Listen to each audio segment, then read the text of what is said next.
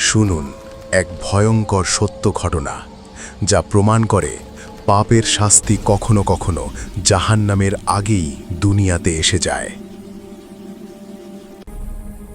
ইরাকের দাজলা নদীতে একটা নৌকায় চড়ে যাচ্ছিলেন কয়েকজন যাত্রী। হঠাৎ পানি থেকে একটা বড় মাছ লাফিয়ে উঠে নৌকার ভিতরে পড়ল। সবাই খুশি হয়ে বলল, আল্লাহর রিজিক। নৌকা তীরে ভিড়িয়ে তারা মাছটা রান্না করার জন্য নামল এক নির্জন জায়গায়। কিন্তু সেখানে যা দেখল তার রক্ত জমিয়ে দেওয়ার মতো। মাটিতে পড়ে আছে একটা রক্তাক্ত লাশ, গলা কাটা, পাশে ধারালো চাকু। অদূরে এক যুবক, হাত পা বাঁধা, মুখে কাপড় গোজা, ছটফট করছে প্রাণের ভয়ে। যাত্রীরা দৌড়ে গিয়ে যুবকের বাঁধন খুলে দিল, পানি খাইয়ে সুস্থ করল।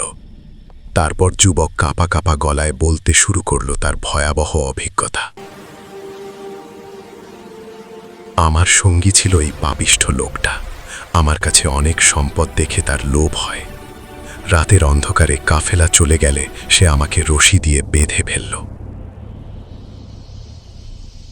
আমি কাঁদতে কাঁদতে বললাম, সম্পদ নিয়ে নাও, প্রাণ ছাড়ো। কিন্তু সে শোনেনি। আমার বুকে বসে চাকু বের করল হত্যা করার জন্য। আর ঠিক তখনই আল্লাহর অলৌকিক শাস্তি নেমে এলো। চাকু বের করতে গিয়ে সেটা তার নিজের গলাতেই বিঁধে গেল।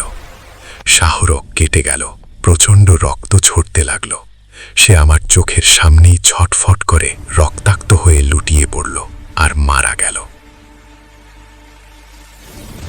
যুবক বলল, আমি আল্লাহর কাছে দোয়া করেছিলাম উদ্ধারের জন্য। যাত্রীরা বলল, আমরা তো মাছের জন্য এসেছি। যুবক হেসে বলল, আল্লাহ তোমাদের আমাকে বাঁচাতে মাছ পাঠিয়েছেন। আর ঠিক তখনই সেই মাছটা লাফিয়ে পানিতে অদৃশ্য হয়ে গেল। এই সত্য ঘটনা আমাদের শেখায়, লোভ, হত্যা, জুলুমের মতো পাপ করলে আল্লাহর শাস্তি দুনিয়াতেই আসতে পারে, রক্তাক্ত ভয়ঙ্কর মৃত্যু হয়ে। পাপ থেকে দূরে থাকুন, তাওবা করুন, কারণ আল্লাহ দেখছেন সব কিছু।